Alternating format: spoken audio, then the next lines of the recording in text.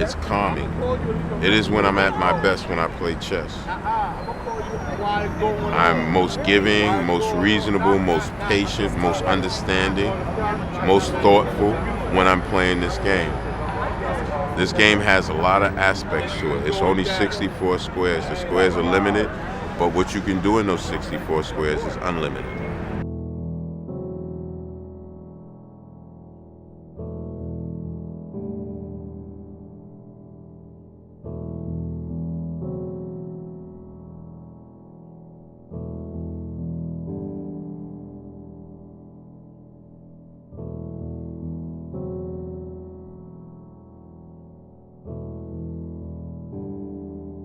My nickname then was Stitches because I was a real active kid and I stayed in the hospital. I got stitches in my knees and my hands, everywhere. So she thought I had another accident, which I did. But when he put her in the car, I was in the back seat.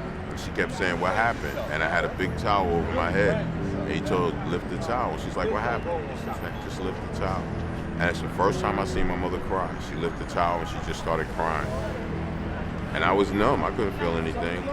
And I wound up having to rehab for like 9 months. I couldn't go to school or anything. By the time I got home, I still couldn't go out, couldn't go anywhere.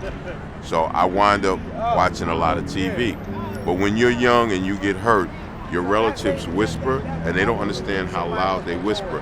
But in hindsight, knowing what I know today, I was okay, even though I got hit because I could think, I could reason. And I used to watch a lot of TV. I was stuck watching TV until I could go back to school, go outside. And I used to watch a lot of film noir and James Bond. And all the super villains and the bad guys in these movies, they all played chess. So I theorized that anybody who played chess had to be a genius. And since my relatives whisper so loud, and it was like, "Oh, he's not gonna be all right, he's gonna need somebody the rest of his life," I theorized if I could learn to play chess, they would know mentally that I was okay. You have to have a love for the game. You can't get rich in chess. You have to have the love of the game, and you have to have the love to teach, to give instruction. You got to have the patience, and you really have to, it's a gift. Not everybody can teach. Not everybody has the patience,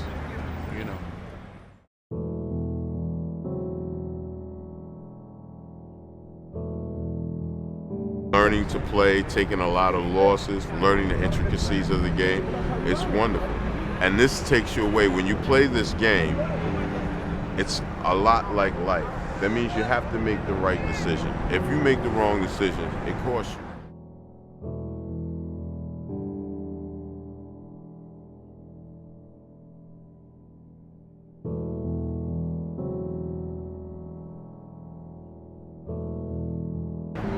We're not chess players, we're chess teachers.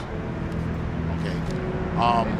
People come up and they want to play. A lot of tourists, and they want to see what we got. They're in New York. It's a beautiful day. They've played overseas, and they want to see, what kind of competition is out here. And we give it to them. We give them good, solid games.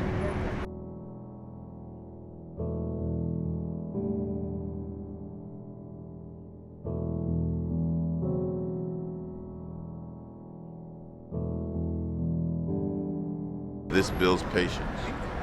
If you move too quickly, you'll make a mistake. There are options and moves, just like there's options in life. When you wake up, you have choices. And if you just rush out the door thinking one way, by the time you get started on that one way, you'll think there was a couple other options you could have taken. So chess is like that. So I take my time.